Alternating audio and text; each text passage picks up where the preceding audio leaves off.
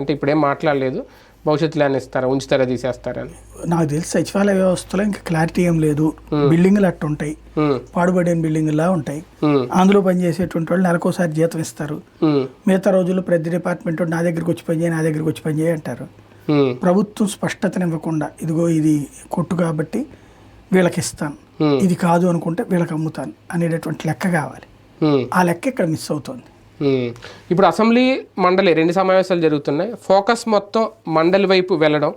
నిన్న నారా లోకేష్ గారు తన తల్లి గురించి మళ్ళీ ఒకసారి మాట్లాడడం, అంటే సందర్భం వచ్చిందా లేదంటే మళ్ళీ అక్కడ సింపతి గెయినింగ్ ఏమన్నా మొదలైందని అనుకోవాలా?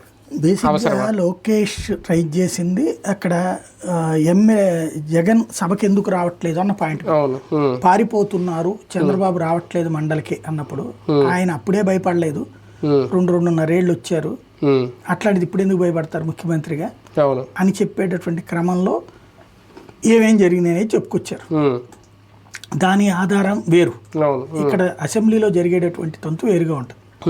అసెంబ్లీకి సంబంధించి వైఎస్ఆర్ కాంగ్రెస్ పార్టీ రావడం అనేటటువంటిది పార్టీ కోసం అవసరం, ఎమ్మెల్యేల కోసం అవసరం, ప్రజల కోసం అవసరం.